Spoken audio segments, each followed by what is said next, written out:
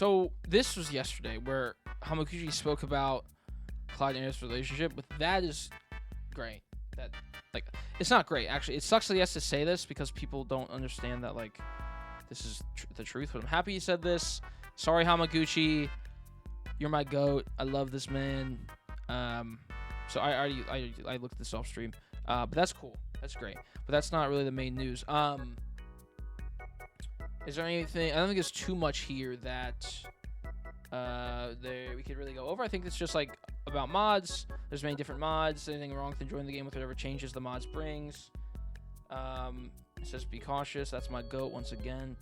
Okay, so this is what I actually wanted to look at because I saw there's some stuff I didn't want to look at until it was on stream. Kitase says the third installment script is complete and will greatly satisfy fans of the series. He gave Nomura homework to come up with a scenario that wraps up the remake series by respecting the original game but also delivering a feeling of satisfaction that the original did not have. He was personally extremely satisfied with what they have planned and the things fans will enjoy it as well. Comments, they're making great strides with the development. So yeah, Part 3's been in development for 9 months. And the scenario was done at the end of last year. So literally like up 2 months ago. And Aerith's fate is one of the biggest gaming moments in history, and he hopes fans can see how the moment was reborn, remade, and presented in modern day. Okay. All right. Okay, so that's cool. Obviously, installment is script is done, and then 9 months in development, which obviously a game's development, like you got a lot of other shit to do, but which obviously, a game takes a while to make, and there's many months or even years of, like, pre-development shit and planning before, like, there's, like, a script. But, like, assets and shit, since Rebirth and Remake, are already out and been out, and Part 3 will just be expanding upon that. Like, I think the game, honestly, chat, and I think why it will not be a console exclusive or a PS6 exclusive, whatever the fuck, it will be able to be released probably on PC or seemingly on PC and say PS5, whatever, PS6, whatever it is, like on the same day. The main reason PC game and like a console game isn't released on the same day, or a lot of platforms are released on the same day, is because it takes a while, right? Like obviously we know this, people, like everyone knows this, that it takes a while to get a game, especially next gen, to run on multiple different sets of hardware, whether that's Xbox, PlayStation, and PC, or Switch, or just PC, just PS5, whatever, right? Like having versions of games that run on all these platforms the same and function the same and all these things, like it takes a while, because when you make a game, you make it for one like thing, right? And if it's straight for PC, it's a lot easier because it's just for a PC and you can like scale it a lot better. But if it's for like a console, like first, like what they did with Rebirth, you have to kind of go backwards and like, okay, so we made it for a console that is going to always and only be this hardware. And so then for PC, it's like, okay, now we got to kind of like figure out how to like scale everything down, scale everything up, which is why PC versions take a while, which like FF16, for example, they had like a year of bug fixing on the PS5. That game was made exclusively with the PS5, but it still took a while to make because they had to, make sure it all ran well, and then it took another year. Was it a year? It was a little less than a year for the PC version. So with 9 months of development on Part 3, I think, and obviously them having all the assets and all the shit from Rebirth and Remake already made, Part 3 will probably be like done and ready like way sooner than its release date in 2027, seemingly latter half of 2027, where everyone's expecting that to happen. Like it will probably be done by like mid 2026. I wouldn't be surprised, but they'll probably use that extra time, maybe end of 26 or whatever, right? But they'll probably have a little bit extra time. Maybe they won't because the game's gonna be huge, but if they do, to make it go to PC and other platforms, because they have all the extra time, which means they have all the extra time to optimize it for other consoles, optimize it for PC and whatever. So like that's probably also why it will not be exclusive, is because they're like, wait, we're gonna have a little more extra time, and it will line up with this 50th or 30th anniversary most likely, and also it's gonna sell more because PS5 exclusive is stupid. So like there's multiple reasons why they wouldn't want to do it. Obviously the Sony money is nice, but like the PS5 exclusive again for Part 3 would be a terrible idea. So luckily, that's seemingly not the case. I don't think they can outright say that because, you know, they still have a Sony partnership. But, like, you know, Part 3, it will turn out hopefully great and will be released on many things at once. And will the PC port hopefully on launch day will be nice because if it's bad, then that's terrible. But pray. But that also makes sense that it can probably have a PC day one release if that does actually happen and if this is true. The question is, did they make an agreement with Sony to make all 3 parts exclusive? I don't know. I don't think so.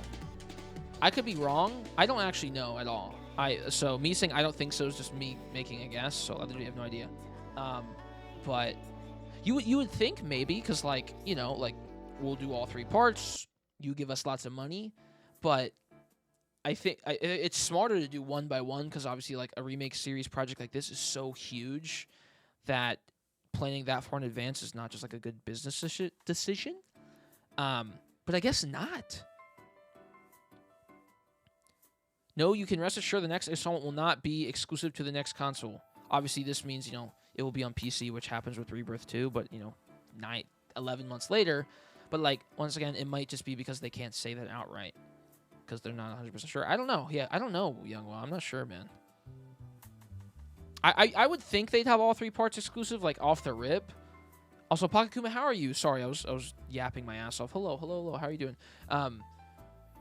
Yeah, I would agree with you, but, like, I don't know. Yeah, I'm not sure. I guess people never actually know until it comes out. In March, April 2024, the game's been developed in 9 months. They hope to enter the phase where they make great strides in development and stick to the schedule he had planned. You can say when you reveal the next round of information, but he hopes we look forward to it nonetheless. All right, that makes sense. Fan feedback. Kitase says the response to how they depicted Aerith's fate was as expected. There's quite a lot of people discussing the theories over what happened. They hope this topic would allow fans to carry their interest. Okay, so they are relieved it paid off. I don't know what they're referring to because I've seen a lot of people like it. I've seen a lot of people confused by it. I've seen a lot of people dislike it. So I'm assuming they see it all because they've said that they watch plenty of YouTube videos. They keep updated on social media. So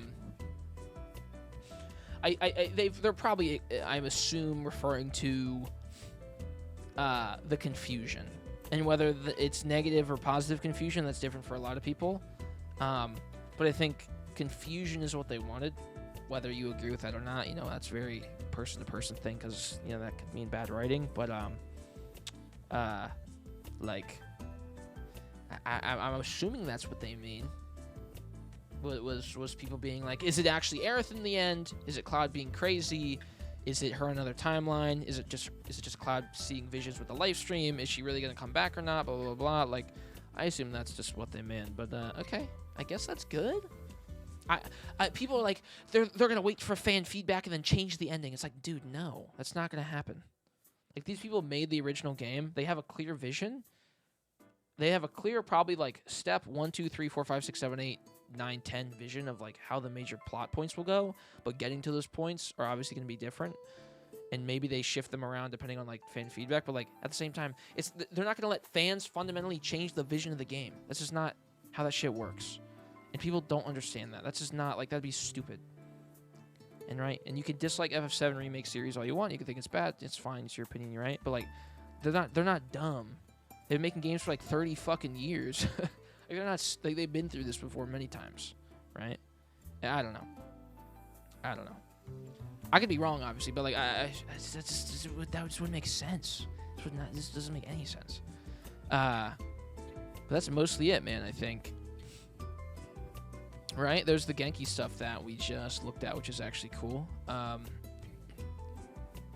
Which I guess, yeah. Is there anything more from this article that's, like, interesting enough? I guess not. This is crazy, though. Tifa in Scarlet Slap minigame in Part 3 will be something really good. I cannot wait. I can't wait. Oh, my God. Oh, my God. Dude, the Junon Harbor section post-reunion is going to be, like, one of the greatest, like, time spans in all of video games. It's going to be so good. Obviously, they're going to change Tifa probably getting gassed by Scarlet. Like, they'll probably make her get, like, electrocuted or something, because her being in, like, a gas chamber is a little weird. It's probably not, like, the best thing to do. But, like, who gives a fuck? It doesn't matter. But it will probably essentially stay the same, right? Like, Kate sits in the crowd, Tifa stuck in the chamber, she breaks out, escaping the weapons, like, seeing the fucking meteor in the sky. Oh, my gosh. And then, like, them getting away with the high wind. Oh, that will be Act 2 of the game. Act 1 is the reunion, right? And then all the shit in between, whether that's Wutai, Rocket Town, right? Whatever. And Act 2 is probably this. And then end of the game is, you know, up to the end. But, like, this would be a perfect way to have, like, the second major, like, major things of the game going on. Oh, my God. Obviously, there's going to be so many major, like, things that happen in the game, right? So there'll be more than 3. There'll be fucking, like, 7 or 8. But that Junon section will probably be, like, one of the biggest sections. Because it's a huge area, too. Junon's massive. But that will probably be, like, one of the probably hardest things to make and develop. Because it's such an important part of the game. I can't... Oh, it's going to be so good, man. Fuck. Oh, God. I'm so excited. And then this is cool. And this is nice. No plans to reduce the number of mini-games. In Part 3, they'll make some changes, and there will be a different approach, or the approach may change, but there will not be a reduced... Which, thank God, the mini-games are great. And I think people just dislike parts of... They just, you know, obviously didn't like Rebirth and didn't like the mini-games, and so, like... That was, like, the biggest thing they could probably shit on, which is fine. Once again, you don't like all the minigames. A lot of them were bad. There was a lot of bad ones. But once you, like, that's just creating anything. If you create, like, 20... If you do 20 things or create 20 ideas, there's going to be some shit ideas in there, no matter, like, who you are on this planet Earth. So, of course, there's going to be ass minigames. But it seems like they're going to make more optional than not. Because in Rebirth, I think more are not optional than there are. So if they flip that, they'll be fine. Obviously, they'll keep a couple that are required because, like, you know, please don't totally get that away. Like, people can, you know, get over it. But give an option to skip it when you replay the game, right? Which one? That fixes that. And then just give them an option just to skip it in general. Maybe on the first playthrough, just make them skip it, unless it's like a pivotal scene like the slapping fight, or it's like something that they genuinely, like, really think needs to be required. But just give someone the option, right? And if they skip it, they don't maybe get a certain item, or they don't get a certain materia, or if they skip it, they just skip it, right? Like, I think that'd be fine. And people who skip it, they skip it, right? At the end of the day, and if they complain that I wish there was more mini games, or I wish blah blah blah, then play the mini games. And if they don't, then they don't, right? I think that'd be a good way to solve it. Obviously, like, at the end of the day, you can't listen to everybody when you make a game, because, like, if you make too much stuff skippable, then why the fuck is it in the game in the first place? But having a quarter of them required and the rest optional, or maybe if there's 10 that are required in the main story, 7 of them you have to do, or 6 or 5 of them you have to do, and then the other 5 or 3 or 4 or whatever that is in the main story that you go through, you can skip on the first playthrough, maybe, which I wouldn't do that. That'd be stupid. But, you know, once again, it's an accessibility thing. It's, you know, it's a preference thing. And then when you replay the game, anytime after the first playthrough, you can skip any of them. Obviously, you won't get the rewards, but once again, that's, you know, they're going to skip it. So, of course, they don't give a fuck about the rewards, right? That's the whole point. So, I think that would be a good idea. But I'm glad they listened to that, because I know that was a problem with some people. And it's not them bending the knee. It's more so them being like, okay, we get it, and we're gonna make this more. We're gonna figure out this problem, and we're not gonna punish the people that like the mini games or punish the people that didn't like the mini games. We're gonna make it better for everybody. So that's cool. Hamaguchi just knows he just fucking knows what he's doing, man. This is what it comes down to. He knows, and the whole team knows. Obviously, it's not just him. It's a group of people. A group of minds, a group of thought processes, and groups and whatever, right? But, like, he just knows what he's fucking doing. He's good at his job, quite frankly. He's damn good at his job. Yeah, God, I'm glazing hard, but, like, he knows, man. This is what it comes down to. So I'm glad they're so, like, open with press too. It's really nice. It's like it's so different than, like, Kingdom Hearts 4. where like Kitase and Hamaguchi will have a new interview every 3 months. We've had like a new interview with them every 3 months since Rebirth came out. And even prior to Rebirth, right? Like we had not that much between Remake and Rebirth, and then right before Rebirth, the year before or whatever, we had so much, and then ever since then we've gotten so much still. They'll probably go quiet here for the next year or so, but like they've just been on it. And even if it's not that much stuff, like they're just still like they're talking with people, getting opinions, sharing information about the development or the story or fan feedback or the ports of the game or updates or PS5 update. Like it's so nice, and it just shows that they actually care, because you don't have to do that, right? Like most devs don't do that because it's hard. It takes a lot of time. It takes them away from their job. They're not able to do that because they're working, obviously.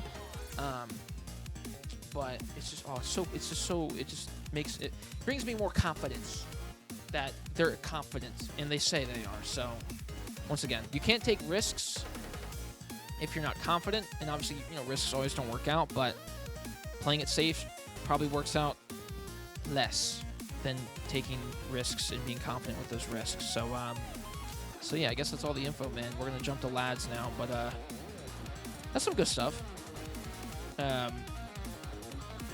Nothing else. Maybe there'll be more. We'll look at it tomorrow if there's more. Friday, or tomorrow's Friday. Fuck, or Saturday. But we'll probably get stuff here in the next couple weeks, and then we'll probably that's probably what it'll be. The next week or two, we'll probably get a couple more things here and there. With the Rebirth release, we'll probably get some news about thank you for this many sales, and then they'll probably go quiet for like a year, most likely, because there's nothing else. They've said everything at this point, right? Like they've talked about so much, and they got to actually start like really chipping away at the meat of the game. So there you go, man. There we go.